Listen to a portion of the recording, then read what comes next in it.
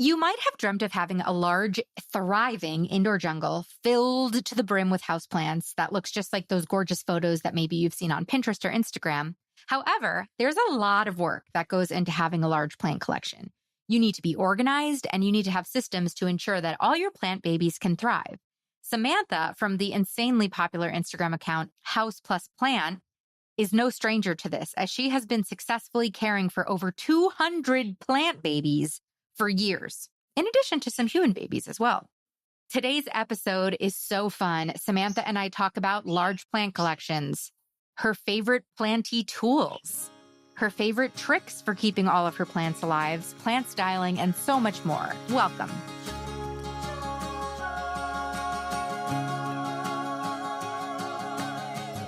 Welcome to the Growing Joy with Plants podcast, where we not only learn how to care for plants successfully, but how to simply and affordably use our plant babies to cultivate more joy in our lives by doing so. I'm Maria, former plant killer turned happy plant lady, author of Growing Joy, the Plant Lover's Guide to Cultivating Happiness, speaker, podcaster, and most importantly, your new best plant friend. On Growing Joy with Plants, you'll find conversations about houseplant care, gardening tutorials, and wellness through the lens of plants. Plant care is self-care on Growing Joy.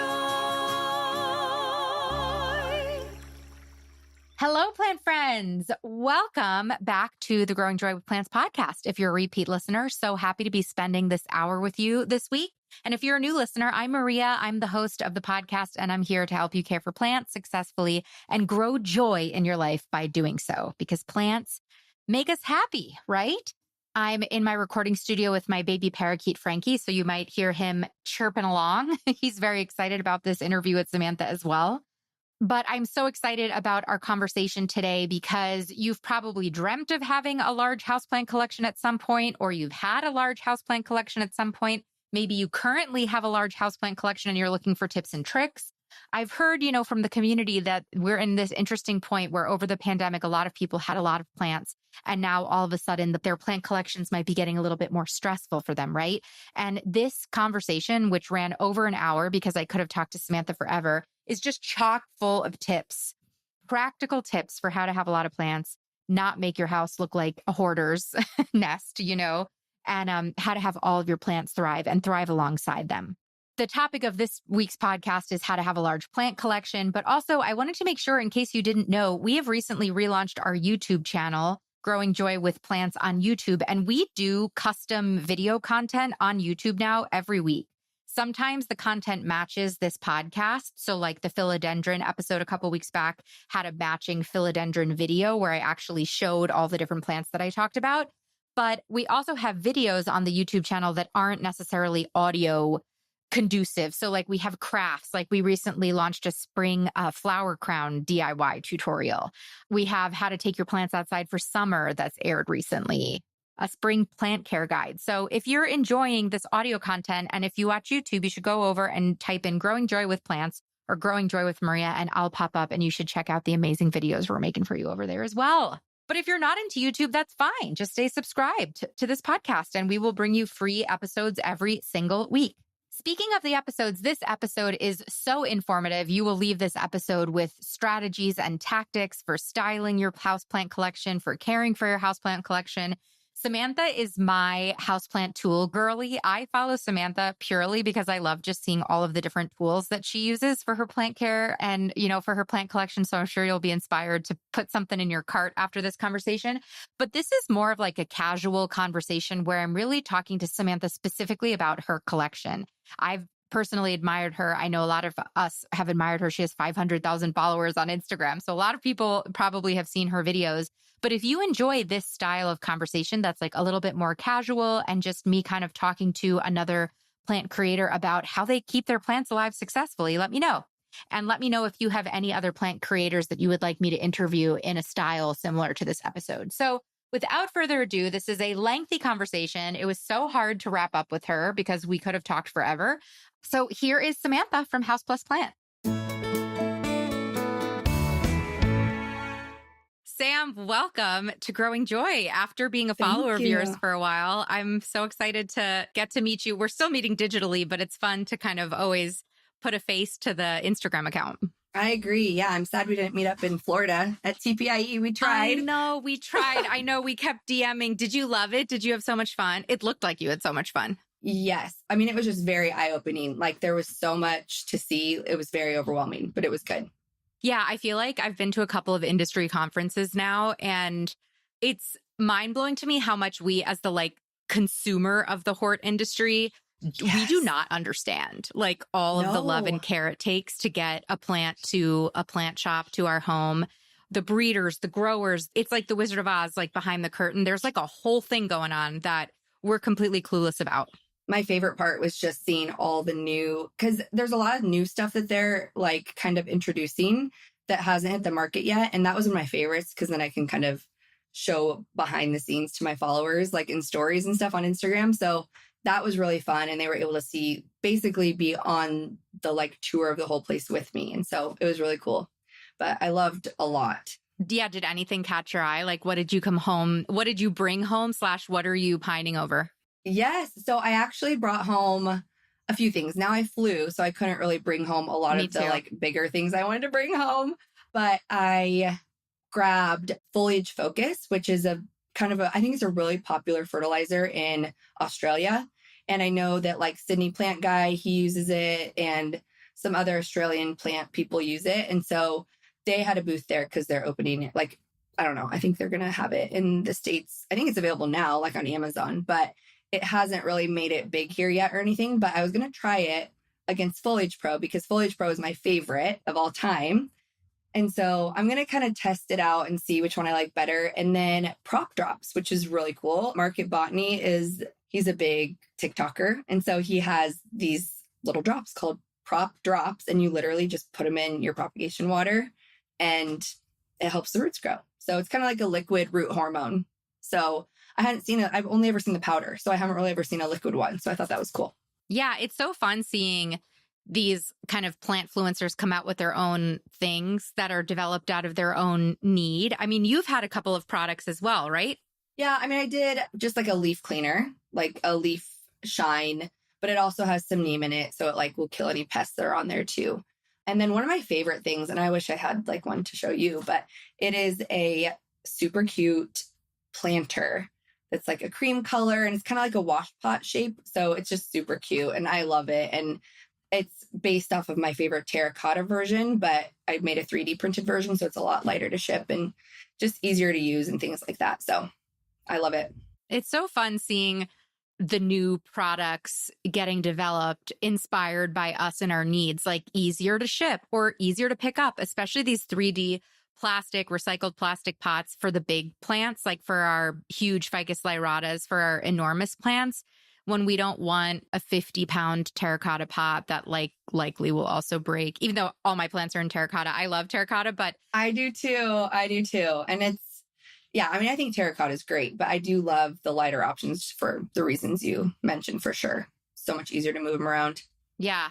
I followed them for a while and I've been seeing them more often. And like in the last 6 months, I feel like I've seen them more in plant shops. But the Mossify guys, the guys who have done the moss pole, I think it's so clever that they put that anchor at the bottom of the moss pole so that it doesn't fall over. Because I made moss poles like in 2018 with like a tomato spike and, my own moss stuff. There's a YouTube tutorial for anybody who wants it. Yeah. Oh my gosh. I love that. But it's so fun even just to see, there weren't moss poles that you could purchase in 2018, which is why I figured out how to make one. But now, there's all these cool products. And that's why going to some of these conferences is so fun. Are you going to go to any other ones this year? I know that there's I think it's IAS, International Aeroid Show. The International Aeroid Show, yeah. Yeah. I've never been to that one. I would love to go to that one because I think that would be amazing to try out. But I went to Cultivate, which is in Ohio. And that one reminded me a lot of TPIE, maybe slightly smaller, but it was still really fun. And there was a lot of, the guys like Soul Soils guys were at both of these and I know them well. And that was fun to see them. And it's just fun to see familiar faces every time you go. Yeah, totally. I'll be at Cultivate this year too, if you go back. Oh, you will? Okay. Yeah, I'd love to. We have family that lives in Ohio, so it's kind of fun to go out there. Okay, we'll finally get together in person for a drink. Yeah, that's what we need to do. We'll plan that. I love it. So Okay, you're obviously a very influential, plant influencer, working these shows, going to these shows. You've built such an epic plant collection. Can I ask, do you know how large your collection is? Have you counted lately? I mean, I just say 250 plus because the last time I counted, I had 250 and I've definitely bought more than I've gotten rid of. So I think I hover around probably closer to like 275 now because I recently brought home like 10 plants. So yeah, from Florida. Yeah, literally that. And just like locally now. So being in Nebraska, we don't have much in the winter. Like a lot of the local shops, except for like the good garden centers, but like our Lowe's, Home Depot, hardware stores where you can find some good finds, they don't get plants during the winter. But then come spring, like now, they start to put some out and I'm like, I can't resist. It's like my favorite to find a gem at an Ace Hardware, That's like such a fun, it's like the hunt. The thrill of the hunt is like one of my favorite things. The best. Are you friends with the Leaf Joy people from Proven Winners? Yes. Yeah. Yep. I was out there too. Mm-hmm. They're in Home Depots now, which is always fun too, to see like a Thai constellation at a Home Depot, which is always wild. Oh my gosh. Yes. It's crazy. I'm just like, what is happening? Yeah. And then now we're seeing the pink princesses for like on clearance for $5 when during the pandemic, people were spending like $500 on the same plant. It's crazy. I know.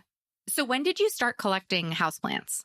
I've had houseplants for over a decade. Like I'm pretty old now.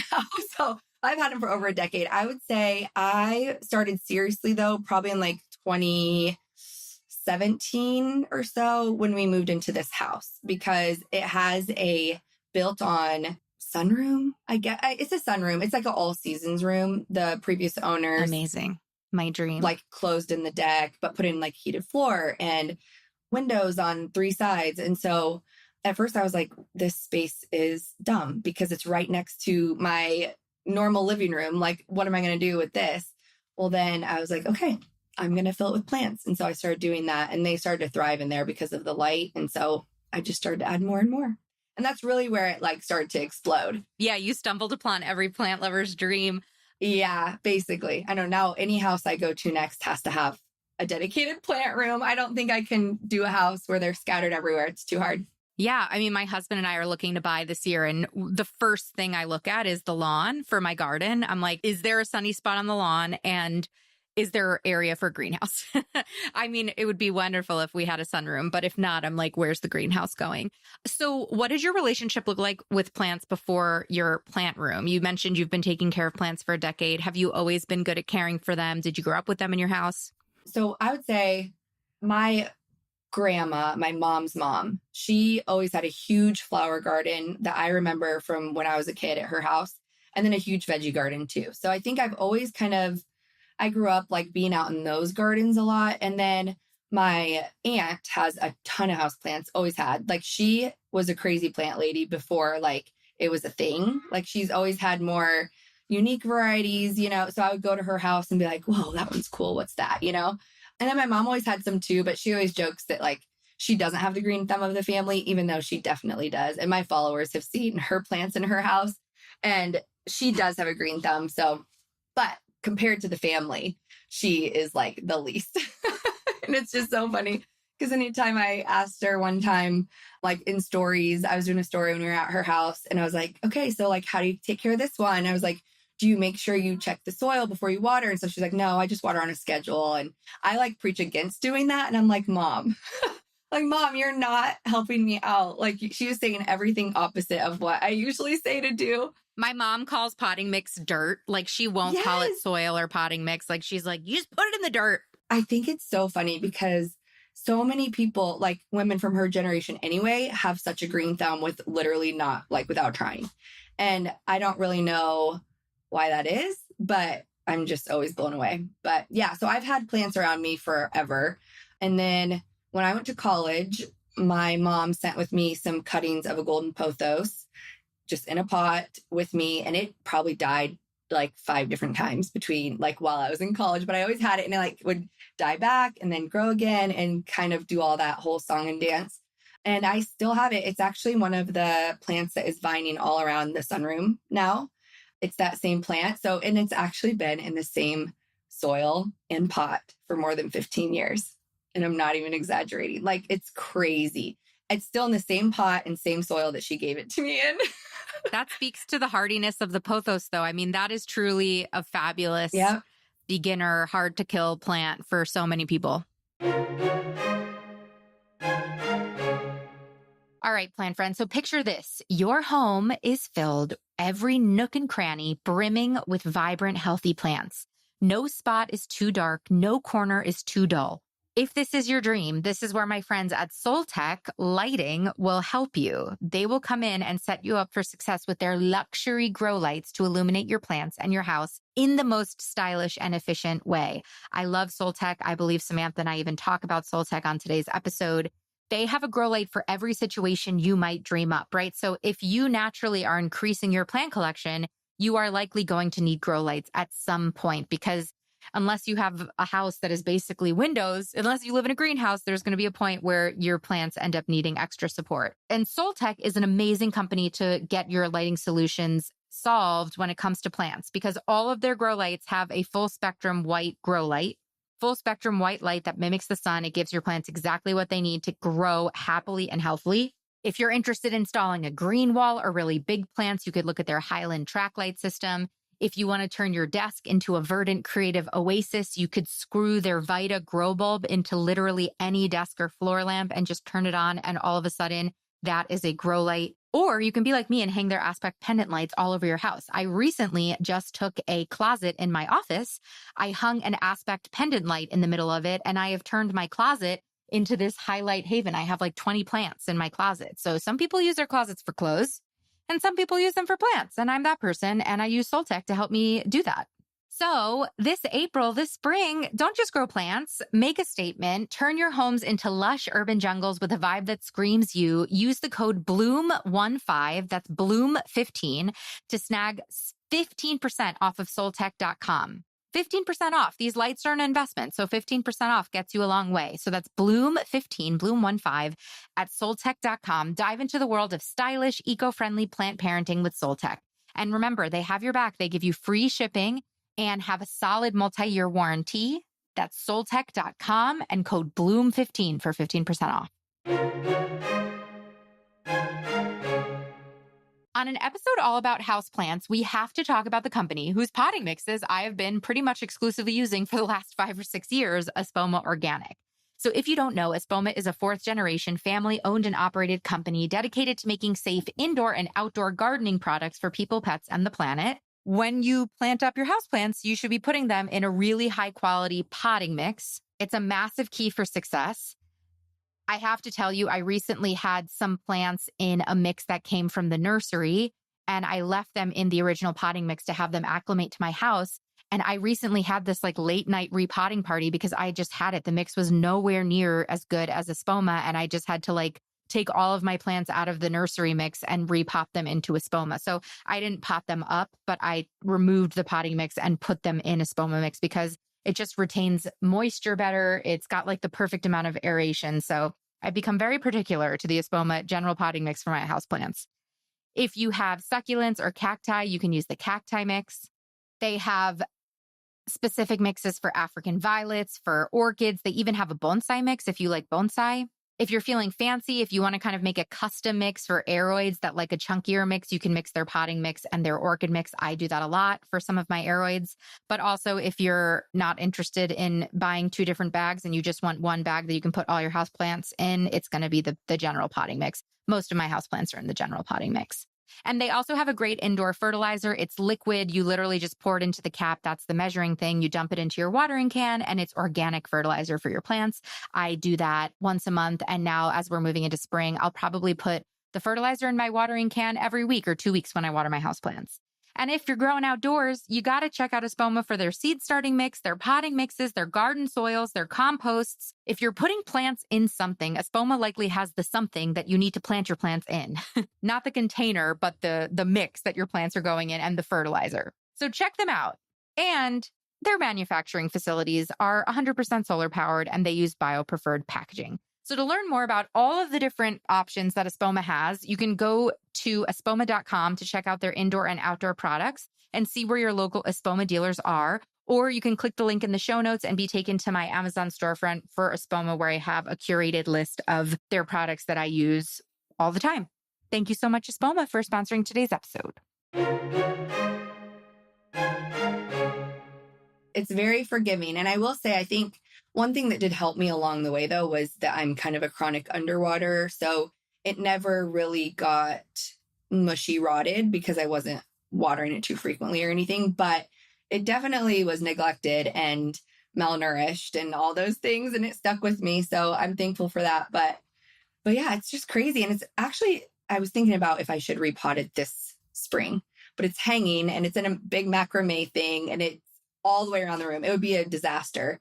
So I'm kind of afraid to attempt it. But I kind of am like, I don't know that plants need to be repotted really ever, as long as you're taking care of the soil and you're taking care of the nutrients. And it almost becomes like a hydroponic plant, because what happens is like the soil ends up just going away because the plant uses everything from it, gets washed out, all that stuff. And you got just like a ball of roots. And so as long as you can keep up with the watering and you're giving it nutrients, really doesn't need anything else. And it's not like I need it to grow bigger. It's doing fine. And so I don't know. I think I definitely have experimented a lot in my plant journey. And that's one of the experiments that I've realized, like, okay, plants, as long as they get the nutrients they need, they don't really need, and the light, they don't really need a lot more. That's definitely, I feel like, Plant Parenthood 2.0. Like, I would never advise someone just getting started to do that. But I think that does speak to the beauty of having houseplants be a lifelong hobby, where you have 250 plants. You are an expert in so many aspects of plant care.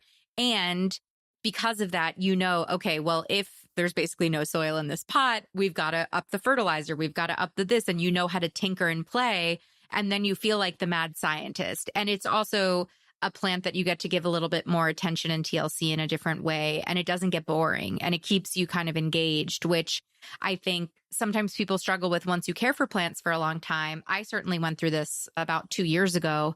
You kind of get bored. Like, you kind of get burned out and bored if you don't keep experimenting and trying new species and trying a new growing medium or doing a different technique, because you're just kind of like a robot going through the motions. Have you experienced that? Yeah. And I think that's why I do try so many different things. I mean, I feel like I've grown plants in pretty much every single medium out there so far, or I've at least experimented with it, tried it. So I feel like I have a good idea of what I like and what works best for me and my environment. But absolutely, it gets boring if you're just and that's kind of why I buy more plants too. I want a new challenge, because once you kind of quote unquote master the plants that you have, or like even the genus you have, like you want to move on to something a little bit more, maybe not even more challenging, but just different. Like if you've always, you do great with pothos, maybe you want to try anthurium, or you do great with monstera, maybe you want to try alocasia, and they're different. They just grow different and they have different requirements and different needs. And so I think that's also the beauty of plants, is you really will never get bored. There's always something new. Yeah, there's always something new. Yeah, always. And I mean, look at just Hoyas alone. Like, are you kidding me? There's 5 new Hoya species or cultivars that come out every single year. Like, it's crazy. There's probably even more than that. I don't even know. But so I think for me, it's definitely, I'm absolutely more of like an activator person. So I like doing and kind of like on to the next, on to the next, on to the next. Like, once I feel like, to me, I've mastered something, I want to move on to something different. And I love to like learn in that way too. So, well, because plants let us be the eternal student, right? Like, you and I are grownups now. We don't get to go to school. You do hit a point, I feel like, when you've got your job, you've been at your job, you've been with the same circle of friends, you've been kind of in your adult ways. You've got to find ways to stimulate that inner student. You did like a cool propagation of alocasia corms in perlite, I think, the other day. And I was like, wow, I've never tried that before. And I was repotting an alocasia the other day and I thought back to your video and I was like, maybe I should try this. It was perlite, right? Well, that one was stratum. The most recent one I done was stratum, which is a very, very interesting substrate. It's literally volcanic soil that they roll into little tiny balls, basically.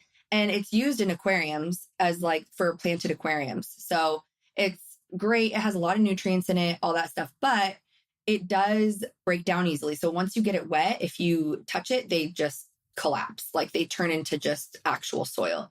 So I do love it. And I think it works great because it has all those nutrients and it has like the good aeration properties and it retains moisture while also letting a lot of airflow to the new developing roots. I think it's great. I still prefer perlite though, only because it doesn't break down. You can reuse it.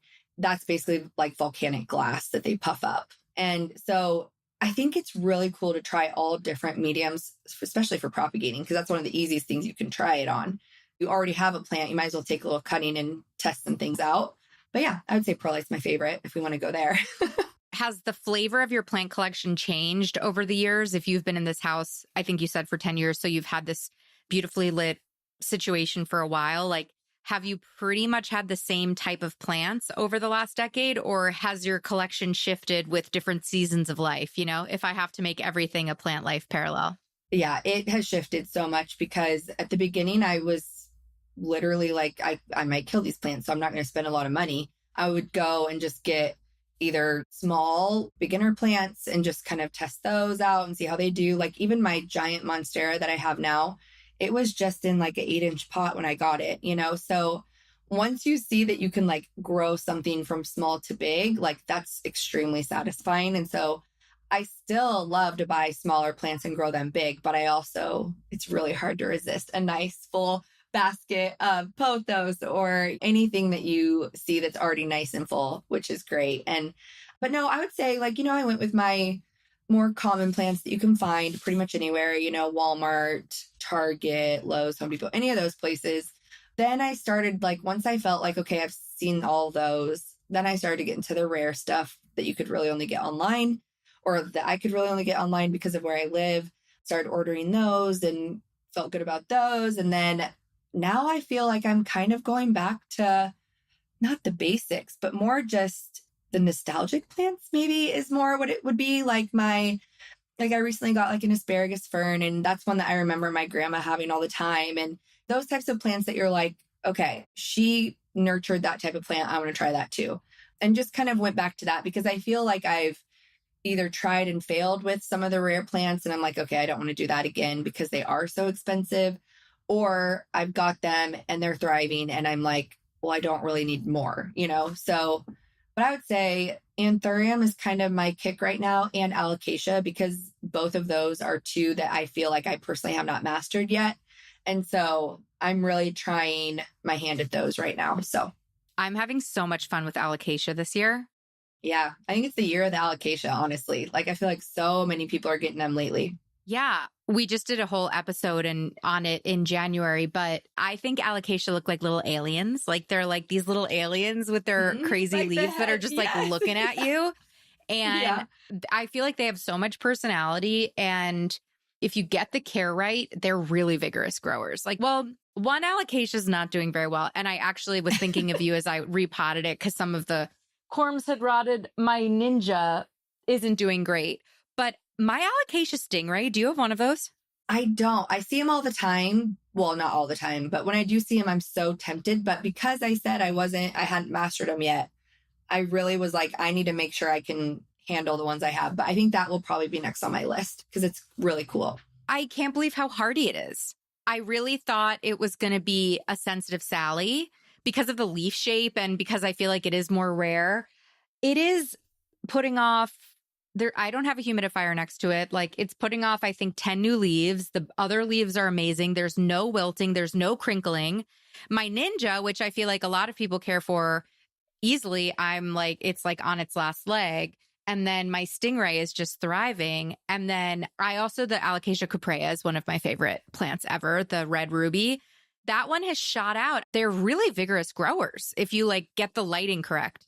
Well, and those leaves can get very big and you got to keep the spider mites away. I think that's one of the things too that get people and alocasia really quickly is the spider mites. But yeah, I think I was surprised by, because of course, when I got more, I did more research and I was kind of surprised by the amount of light they actually need, which is quite a bit. And so I have mine under grow lights, a few of them anyway. and having them under there has helped a ton. And so I think that was one thing that I never really thought. I was like, oh, they'll be fine just over here. And in reality, they needed a lot more light. So I wonder, and this is just speculation, but all of mine are also under grow lights. And I wonder if they're happier under grow lights too, because there's no drafts. Like they're not in the window where you're getting hit with drafts. Cause I just lost an anthurium to drafts, but the roots are okay. So I'm in the process of rehabbing it, but that's what I'm finding too. I live in upstate New York and we have old house drafty windows and you get the cold. Yeah. Yeah. It's yeah. brutal. And I think those grow lights put off some warmth too. So I think that is it's kind of a good, and then I keep mine a little bit on the damp side. So if they're warm, you have that evaporation from the soil. And so they're creating their own little humidity sphere, even if you don't have a humidifier around them. And yeah, I think they're just gorgeous. I also love that there's so many different kinds to choose from. Yeah. And so many different colors. Yes. And textures. Like there's so many different textures too. And leaf shape and leaf size and stems and like stem colors too. So cool. Yeah. So freaking cool. Where did you get all your knowledge? Like when you said, you do your research, what does your research process look like for a plant? A lot of my research. So I'm a visual learner for sure. Like I have read some like university articles, especially on like pest management and things like that.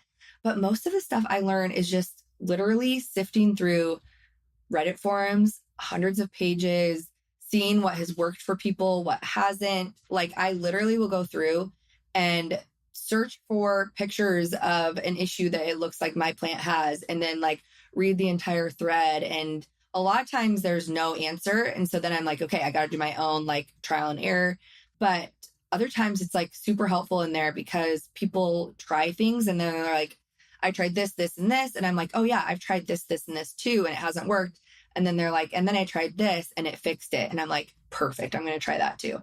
And sometimes it works for me and sometimes it doesn't. But I think I've learned a lot just through that really. And then just my own experimentation. Like I think there's really no better way to learn than to just do it because everyone's environment is different too. So I'm always giving more like general advice because obviously this room where I'm at right here is going to be different from the room you're in right now as far as light goes, temperature, drafts, like you said.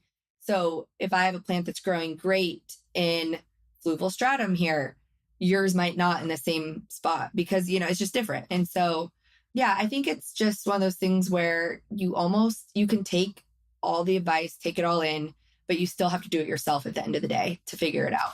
Trial and error involves error, and that's okay. I think people get so scared about doing it wrong.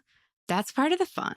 And I feel like you learn your best lessons when you kill plants because the pain of the kill hurts. It kind of forces you to, okay, if I do this again, I've got to do it the right way.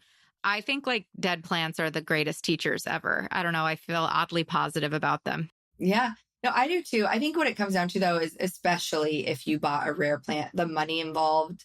I'm always like, don't buy a rare version of something if you haven't had success with the non-rare version. So like for Monstera, for example, if you haven't like grown a Monstera successfully, then do not get like a tie or an elbow or anything like that. So that's a good point with variegation too, just in general, like whether or not it's rare, like grow the green plant first before you grow the variegation. Cause I got to say, I have thriving Monstera in my house. I have my first constellation and dealing with the white browning, it's a whole different thing. Like it's not like a different care because I'm still watering it. I'm having to tinker with it so much more than my Monstera, which is fun. But I would feel bad for someone who just brings the Monstera constellation home, maybe spends a little bit more money on it, and then is struggling with this browning where you wouldn't have that issue with the normal one. That's why it's also important to know the basics of plant growth and plant care before you get anything rare, because you would know that the variegation is a lack of chlorophyll, which means that the plant is going to need on average more sun during the day to get the same amount of energy that its non-variegated counterpart would get. So I think that that's one thing to learn too. And that's why I love to be able to help people with that, because I'm like, okay, because it's variegated. And it also depends on the amount of variegation. Like I have an elbow that has not that much variegation, or it has more green on the leaves. And then I have another one that's like the leaves are 90% white. And then we can go even deeper with the browning, like, keeping that white by using like silica and things like that. And so you can get really down in the rabbit hole of caring for these plants to help them be the best that they can be. But that is part of the fun as well, is like really learning exactly like the science of the plants too, and how they work and how different elements that they use help them grow and all that stuff. So, yeah. Okay. 250 plants. Also, you have plant babies. You have 3. How many kids do you have? And what ages? They're all young, right? I feel like they're not young anymore, but they're 11, 9, 6, and 4. Okay. So you have 150 plus plant babies and 4 human babies. And a dog. And a dog and a husband. So, and a husband. Yeah. How the heck are you doing all of this? What is your maybe daily, weekly, monthly plant care look like?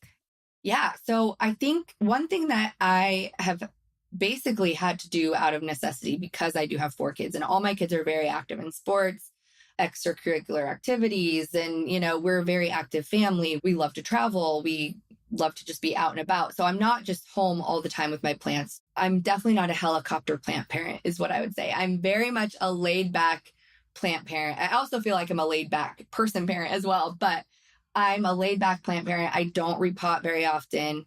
I probably wait too long to repot things, like we kind of mentioned with the 15-year-old plant, like in the same pot. And I think that's more out of necessity because I love having all these plants. And so it's mostly like, it's kind of survival of the fittest around here, but I still do my best to get to them every day. So every morning I will, because I work from home and stuff, I'm just home. So I'll get my coffee, walk around my plant rooms. I have 3 now. I have like my sunroom. I have this office up here that I'm in, and then my downstairs office too that has plants in it. So I'll just kind of walk through, do like a quick sweep and just see if anyone looks wilty, or I'm also looking for the fun things like Hoya blooms, new leaves, just kind of spending some time with my plants. And I think this is like essential as a plant parent that you do this, because you start to learn, just like a parent to a human would be, like you notice little things that might be off, and then you can get to those issues sooner versus waiting or not noticing, and then it's too late. So I walk around, I look at everything. Usually I'll kind of water whatever I feel like needs it. I definitely am not a person that waters everything on one day. I'm kind of a floating waterer. Like I'll water throughout the week, but it's like maybe 1 or 2 plants a day. You're like tuning in with your plants on a daily basis with that routine. And then in that time, and how long is that? 20 minutes? Oh, I mean, if even 20 minutes. Yeah, it takes me like 5 minutes per room. So you're not doing 1 3-hour watering a week. You're doing a couple plants a day in your 10 to 20 minutes a morning. Yeah, that feels much more manageable for a large. Yeah. And it's more just part of my daily routine. And obviously, like sometimes we're out of town, and so I'll have to do a little bit bigger watering day before we leave or something. But for my everyday routine, it's very minimal. I always have like a pump sprayer of fertilized water sitting in all the rooms as well. And so I can easily just grab that, water what needs it.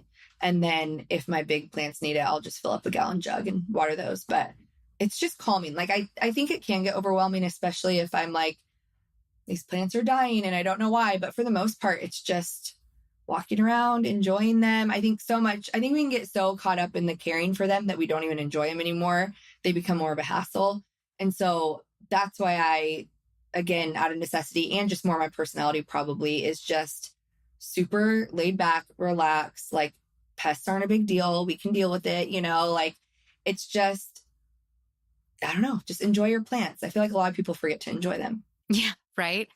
You have a cool like watering thing that's this like weird spout that looks like it helps you reach. What is that?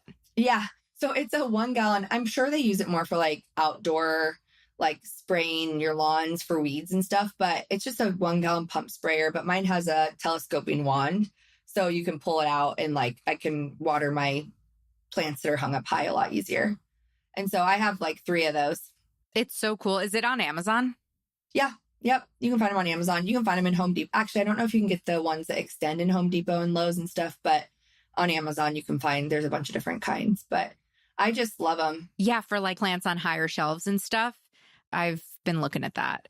What does pest control look like? Do you do the bugs indoors, or do you do I would assume you have a very rigorous plan. Yeah. Well, it's actually, I don't feel like it's that rigorous. I don't deal with a whole lot because I do a pretty good job of like when I bring a new plant in, I do that preventative measure like right away. Like I'll wipe down the leaves and, or like, shower it off. And then I will spray. I've been kind of liking horticultural oil right now. I've tried so many different like pest control methods, and I think it's important to rotate them anyway, so that the pests that you might have in your house don't get used to it. So I've tried a bunch. Right now I'm liking horticultural oil because it's a miticide, a fungicide, and a pesticide. And it's basically just mineral oil. It's safe to use around pets and people and all that stuff. It doesn't smell, it doesn't stain.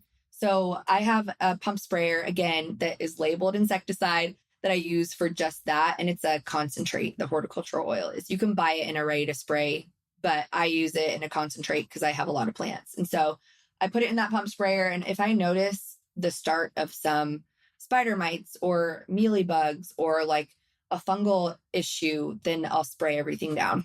So are you doing preventative? So when you bring the plant home, you're kind of quarantining it, spraying it down. And then as you're doing your daily walks, you're spraying when you see an onset of something. Are you doing a quarterly like spray down of everybody or not really? It's more reactionary.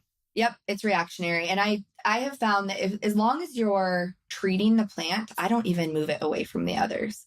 As long as it's actively being treated, it's more important that it's in the light it needs. So I always say like, that's fine if you want to like quarantine it away from other plants, as long as it's the same amount of light it was getting or better. Like you don't want to put it in like a closet or, in a different room that's getting north light versus south. Like you want to make sure that it's getting as much light as possible so that the plant can be strong, because they have their own natural defenses anyway.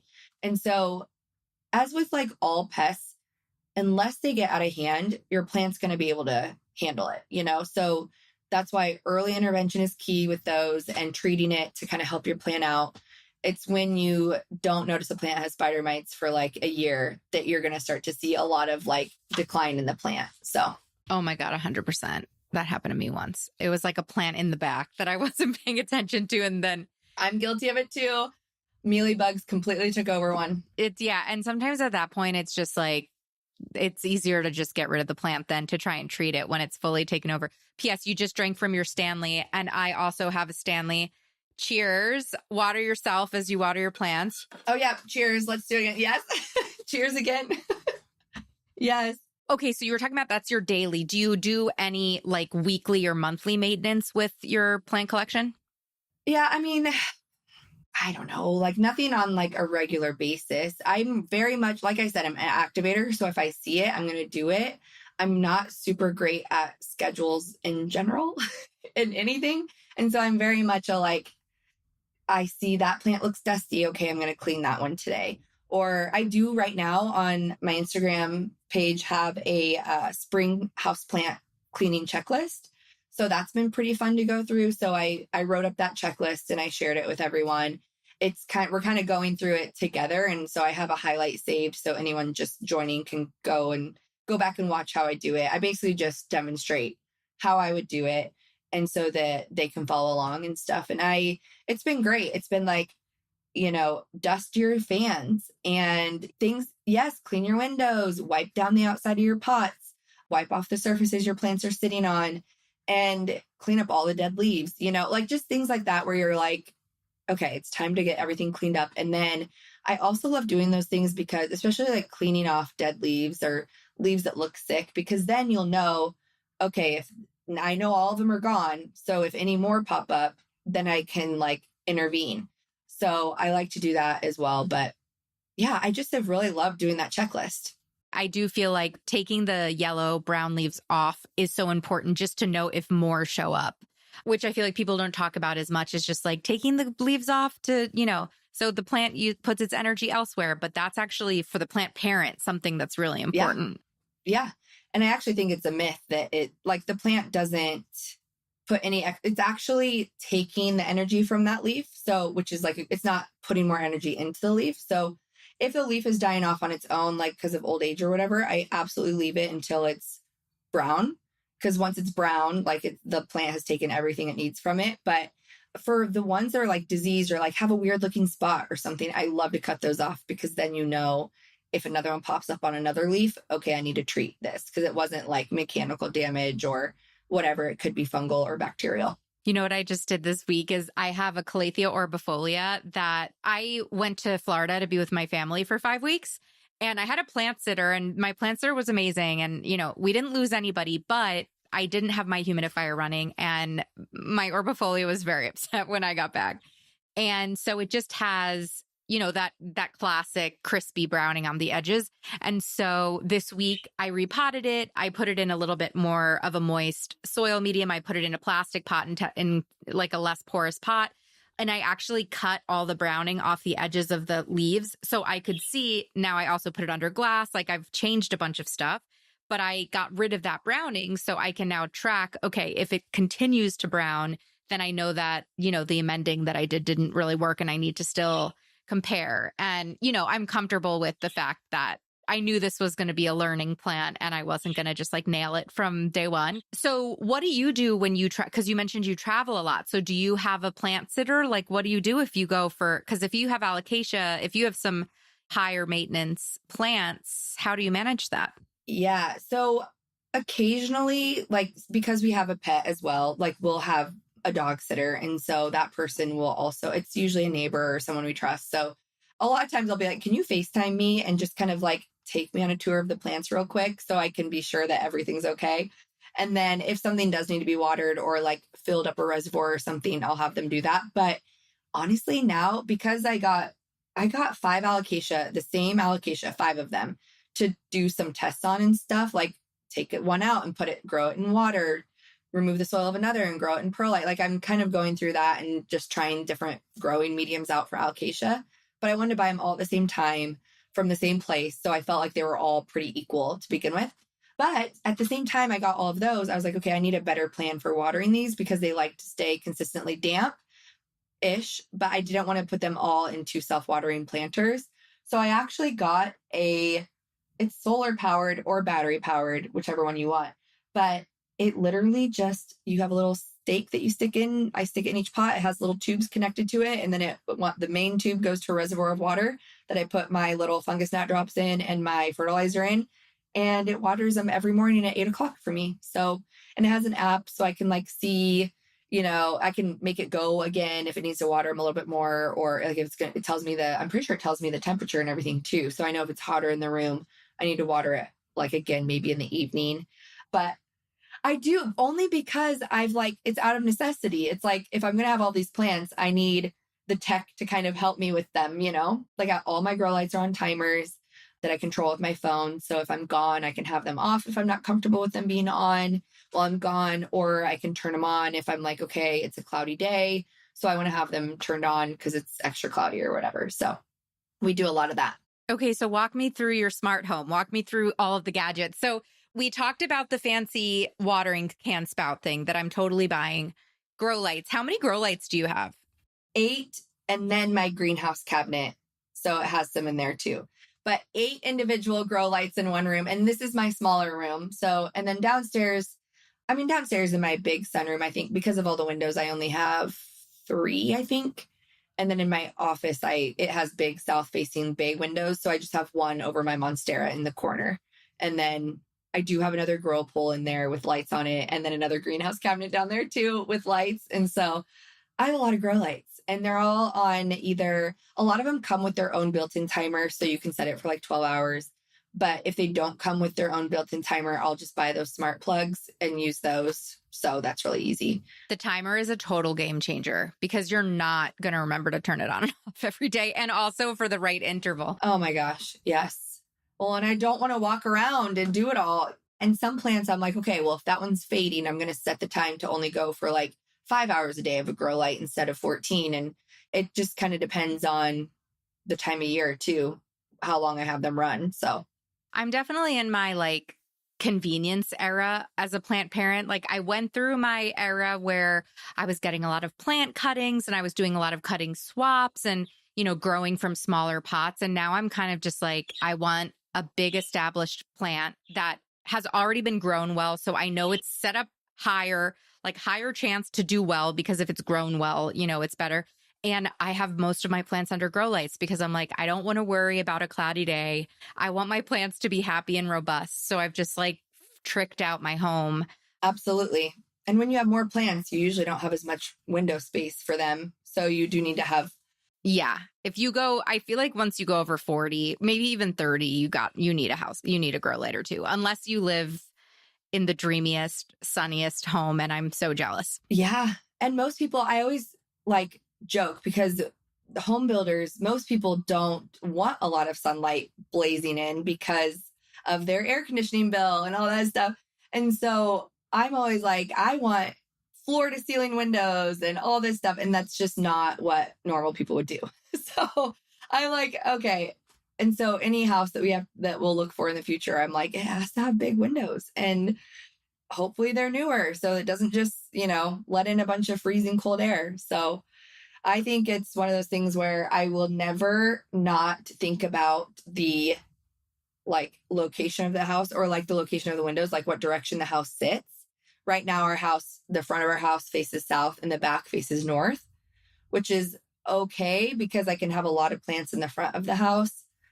But I would probably prefer like the back of the house to face south. But people don't want that because you have way more windows in the back usually and it's a lot hotter coming in there. So I think it's funny to like that would be like at the top of my house hunting wish list is windows.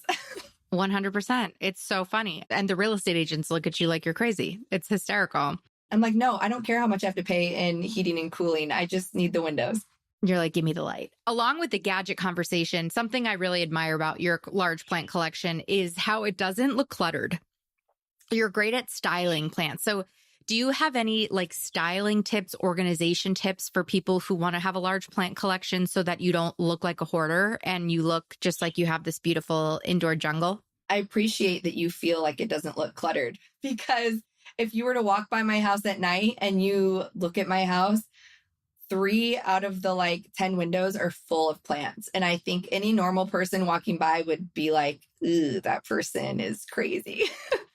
But I think for me, one of the main things I do is I do all neutral colored planters. And I think that helps a lot with just the eye because then you're just really only seeing the foliage. Your eye's not drawn to a bright colored planter or like, or those kitschy like face planters or a head and I'm not against those at all. But when you have a bunch of plants to keep it more streamlined and clean looking, it's better to have, in my opinion, just similar colors of planters that are more muted.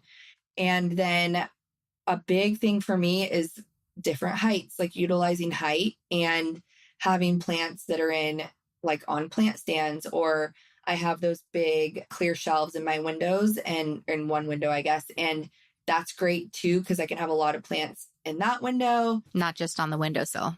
Yeah, exactly. And just grouping them as well. I like to kind of group them, I guess, instead of having them scattered all over. Although I do kind of feel like I have them scattered all over only out of necessity. But if you don't have as many as I do, grouping them is great for multiple reasons. It helps with humidity because when they're kind of grouped together, they can provide humidity for each other.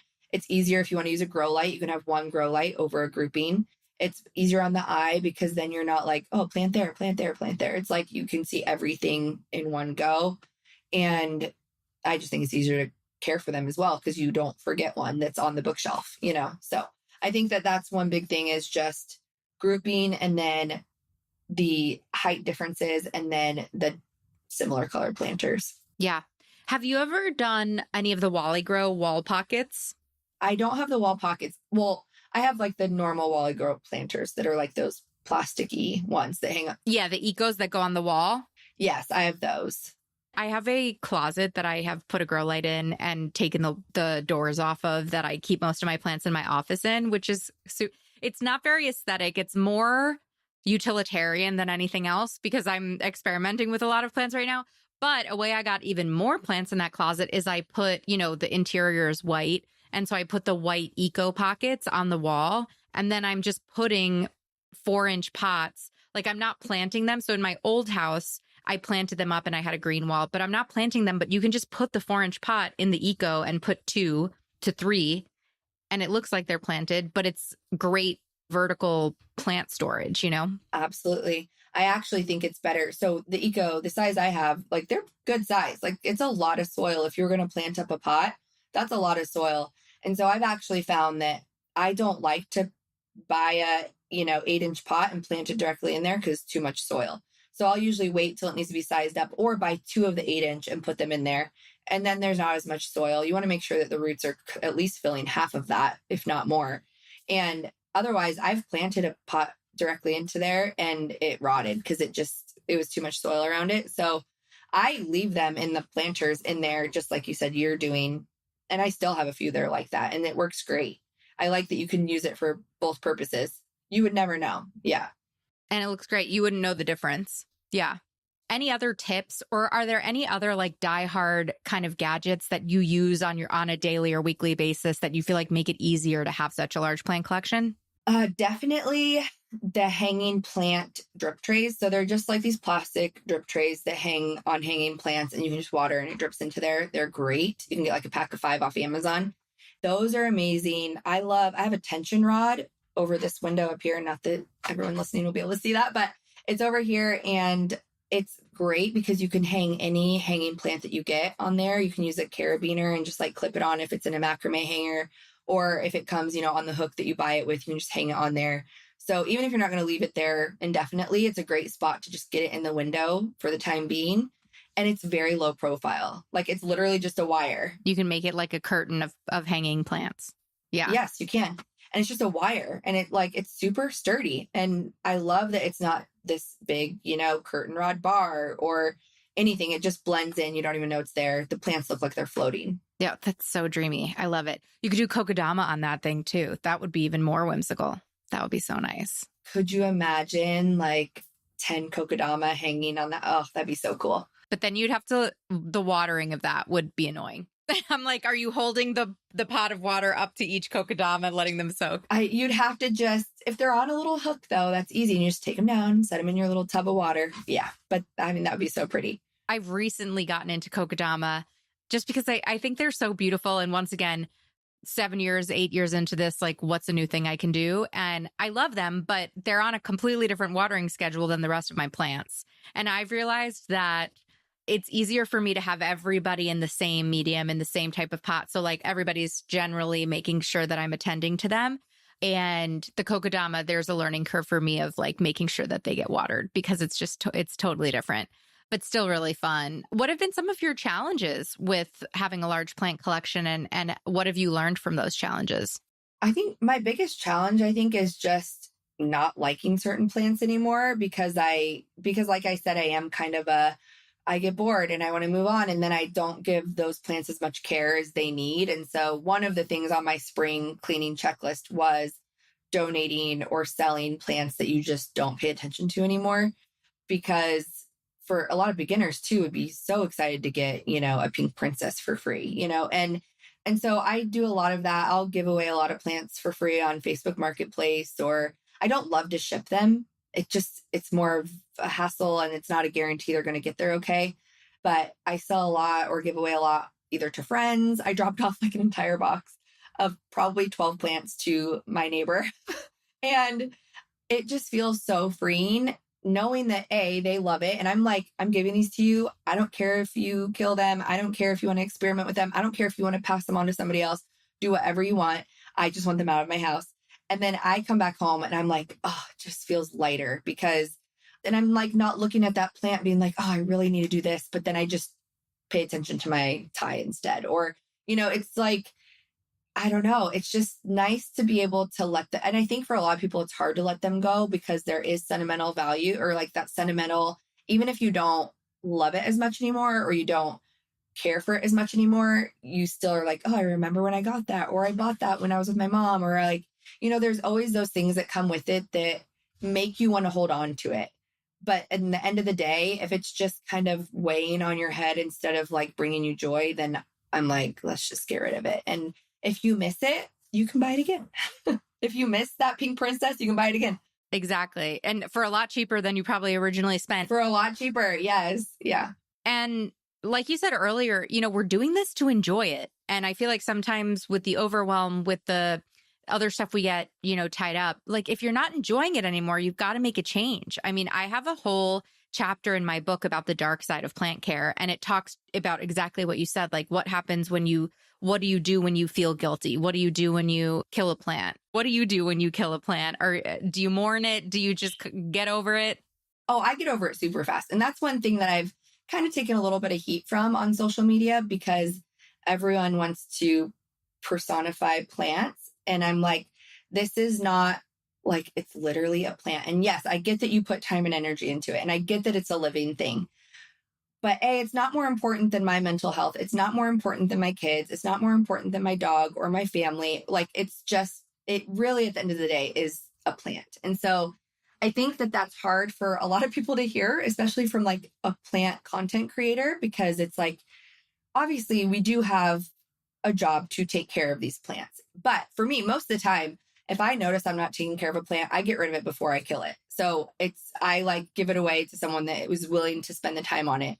If I do end up killing one because of an experiment or because like I've also gotten flack for that too, when I do experiments and they're like, why would you cut off the roots of that perfectly healthy plant? And I'm like, because I spent my own money on it and I wanted to see what would happen. It's called research. Yeah. Because I'm a grown woman and I can do what I want. Yeah. And I mean, and I get where they're coming from too, though, because this is my job.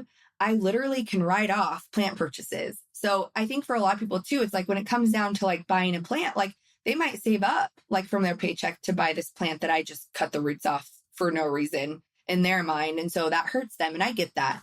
But I also just try to ask people to see a different perspective as well, because for me, I want to see what happens. And I want to see, like, I want to push the boundaries or push like the limits of the plant to see how far, like what it can do. So I think for me, but back to like, what do I do when I actually kill one? I'll just throw it out in my garden. And I'm like, the soil and everything, I'm like, okay, if you, literally, and sometimes something else will start to like, something will pop up and a little bit of the plant will start to grow again. And, you never really know what's going to happen. But I do have an emotional connection to some plants, but even at the end of the day, I can still detach from that. And I'm like, it's going to be okay.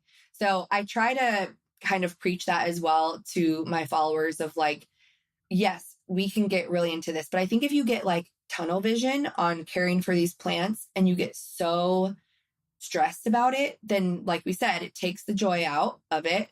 And it also just isn't great for you. It's not good for your mental health. And it's not good to be stressing about a plant so much. Right. Then why are you doing it? Exactly. It's just like any other stressor in our life. And we all have enough of those already.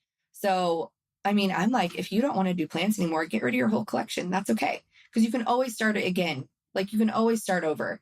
And that's why I'm like, I'm planning on repotting my giant Monstera this spring.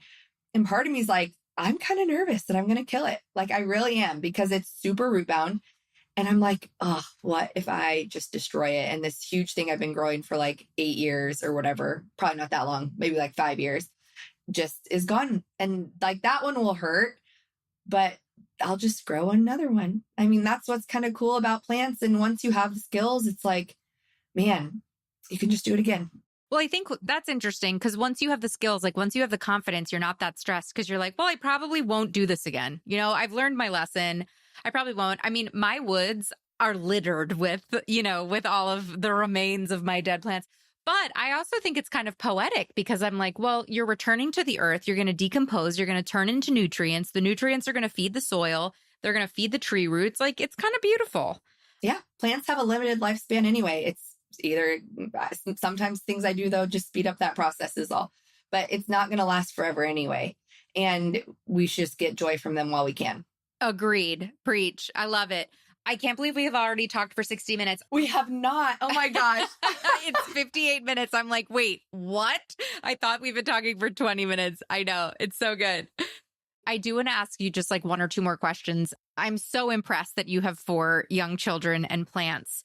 Are your kids involved in your plant care? Do they like your plants? Do you have any tips for, moms with kids and plants? Like, what have you learned in that capacity? Yeah, one of the biggest things that I get asked a lot is like, how do you keep your kids away from your plants? How do you keep your dog away from your plants? How do you keep them from messing with them? And I think one thing that's been easy for me is the plants were here before my pet or my kids. And so I basically treated it like a hot stove. I'm like, because some of the plants are not safe. Like I want to be able to have plants that are technically like toxic or, not safe for my pets and kids, but I still want to have them around. So I literally, from the time they were babies and like from the time my dog was young, like I was just on it of like, don't touch it. I was like very stern about it and basically kind of scared them, which maybe isn't the way some people would do it. But I was like, you don't touch them. Like they're just here. Now, as my kids have gotten older and they understand, and they're much more capable of like helping me with the plant chores. And some of them do, like the boys. I mean, if I ask them to help, they will, if they're not like wrestling or having their own thing that they're doing. Everyone is excited to help me. So if I ask for the help to water this, especially with the pump sprayer, they love using that.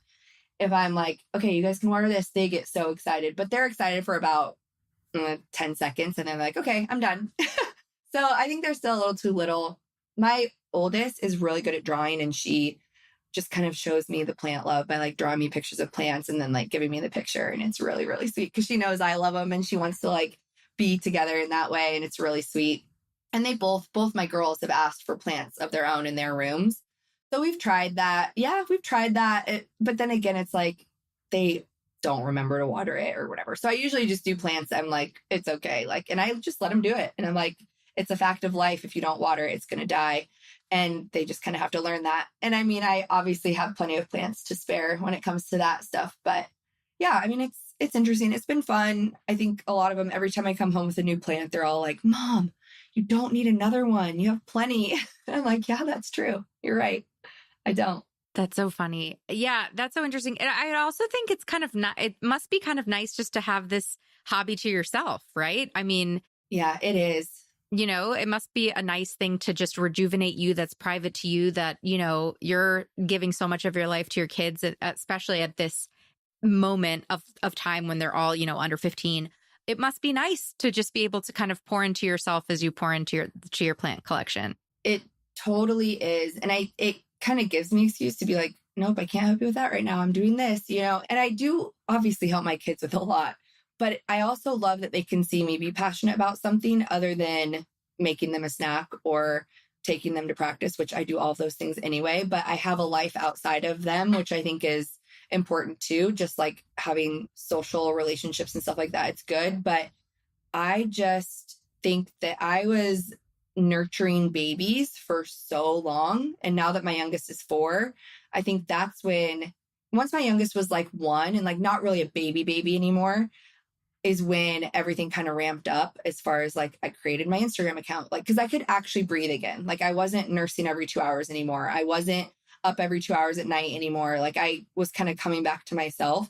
And that's when I like had the emotional and mental capacity to start the Instagram account and to start all that stuff up.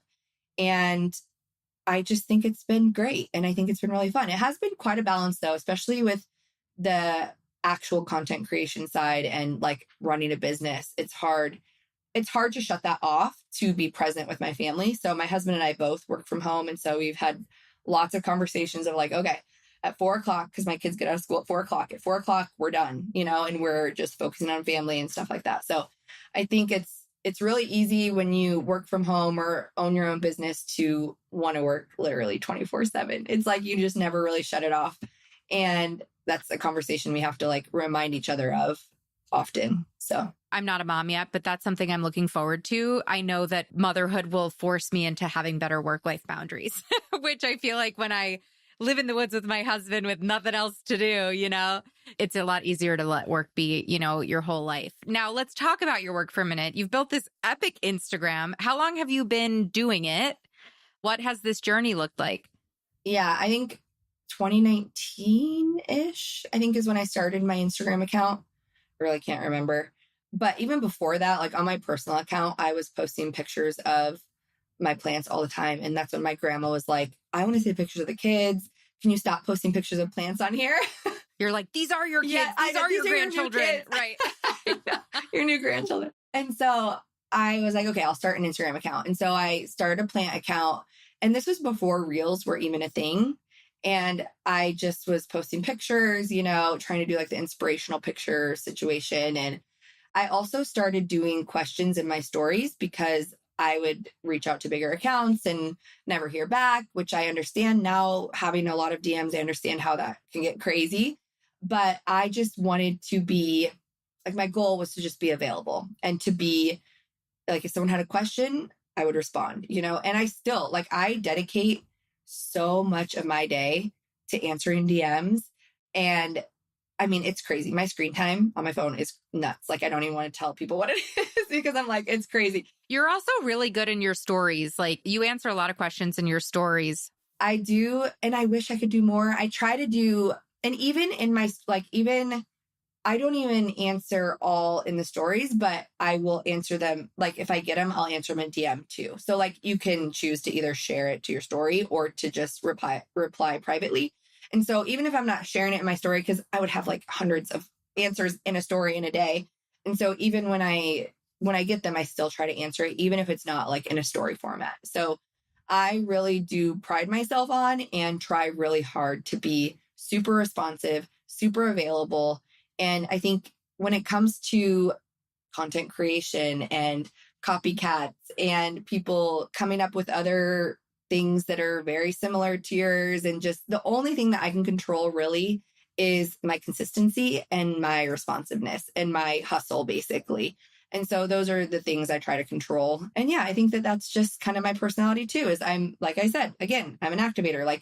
You message me, I'm going to try and get back to you within a few minutes, So that is where the balance comes in for me with putting my phone down, because I know that there's always more questions to answer. And I hate knowing that I'm letting some slip through the cracks because I just need that space.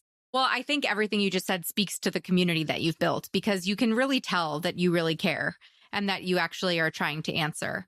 When did you know that you were going to be a full-time plant content creator? Because I know you spoke to that. Did you have a moment where you blew up, or the first time you went viral, or did you have this aha moment where you're like, wait, can I make a business out of this? Yeah. So it really was I never, until recently, and I'm talking recently within the past year, I didn't have anything go truly viral. It was more about just posting consistently and gaining that following consistently. I would say over the past year or so, I've had more that kind of hit and go viral into the millions of views or whatever.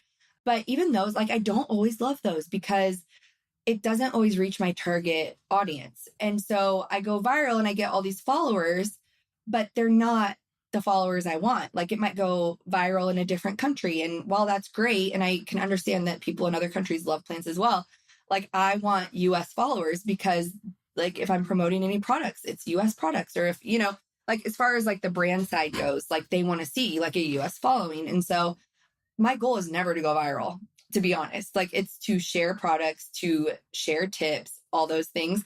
When I go viral, it's fine. I know it's kind of part of the process, but I'm never making content to go viral, ever. Because I've seen at the beginning, I thought, oh, I need to go viral. I want to grow. Well, now I realize I went viral in one country that I was this is actually detrimental to me. I don't want that. So I actually deleted that reel because so many shares had happened and I didn't want more of the people that it was shared to be able to come back to it and find it and follow me. So I literally just deleted it. And so it's a weird balance, and the algorithm is crazy and you never really know what's going to do well or resonate. So I truly just have tried to go back to being a plant teacher, helping people, answering questions. If I find a cool product I love, I'm going to share about it. If I get a cool brand opportunity, I'm going to do it because I think that it's so fun to be able to do all that stuff for the business side. But really, it's just the money kind of comes along with people trusting you and then wanting to buy the products that you are loving because you love them. So you have to have that trust first before you can sell anything. Yeah, that's a very grounded approach, because I do think after the pandemic, you and I both have been at this since pre-pandemic, but I think in the pandemic, we saw a lot of plant influencers. So many popped up. Oh, it's annoying. It's not that. There's enough room for everyone, which I think is great.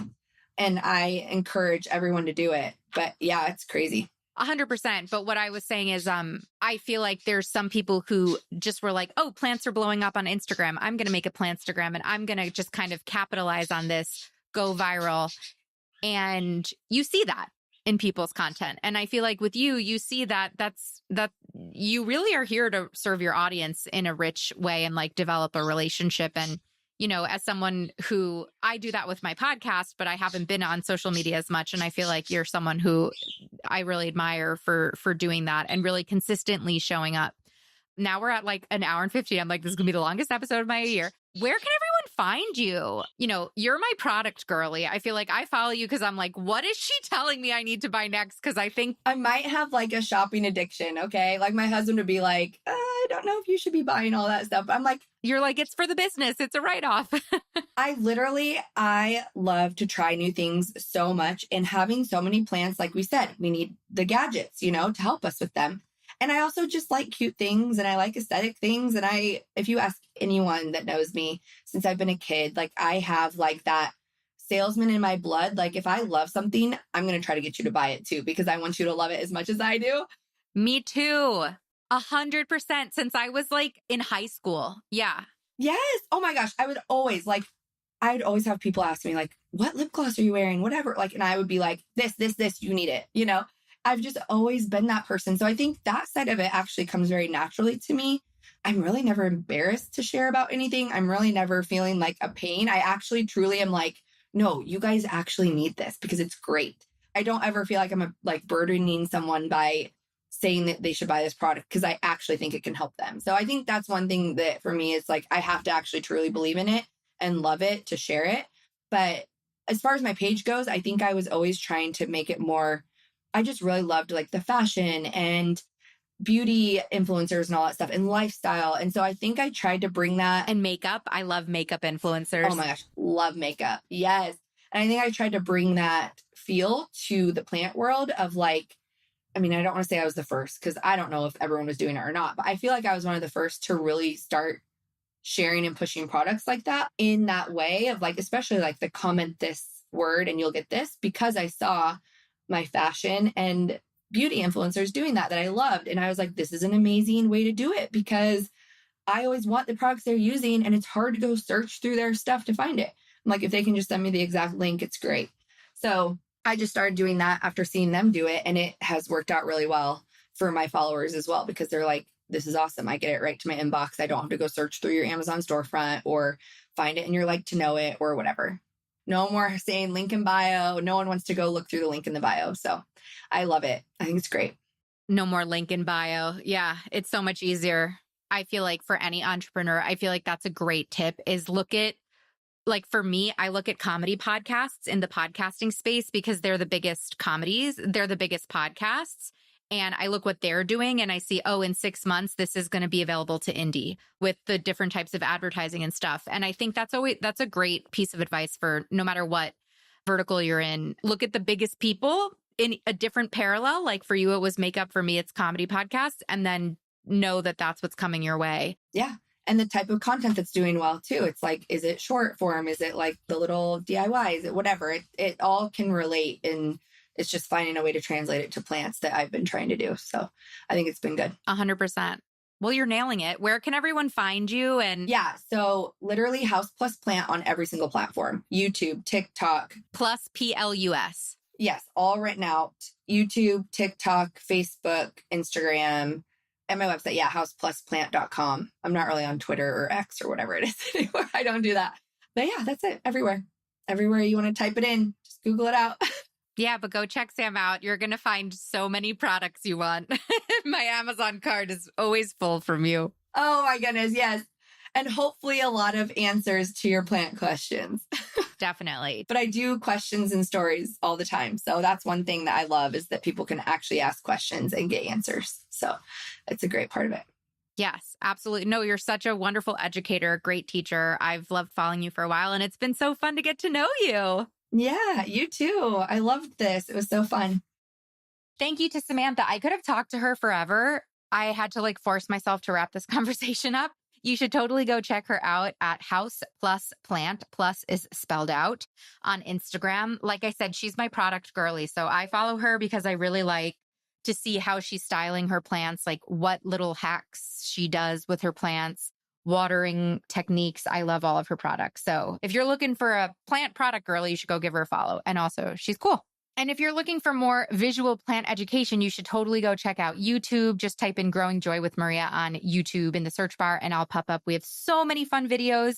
We have a spring equinox meditation for planting new intentions for the spring. We have a DIY spring flower crown tutorial, spring plant care guide, spring plant care checklist, philodendron care guides, alocasia care guides, calathea, everything you want we've got on YouTube and this podcast. So also make sure you're subscribed. And if you like this podcast today, share it with another plant friend who might have enjoyed it.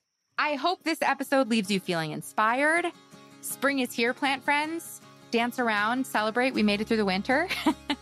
And until next week, I hope you keep growing joy.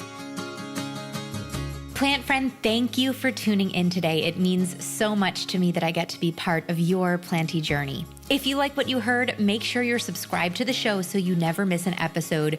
We have so many incredible interviews and solo episodes on incredible houseplant and gardening topics that you will not want to miss this year. And while you're over there in the podcast player subscribing, why don't you click over to the review section of Growing Joy with Plants and leave us a review. Reviews are tremendously helpful for the growth of the podcast, so thanks in advance. If you're looking for more opportunities to grow as a plant parent with Growing Joy content, we've got so many options for you.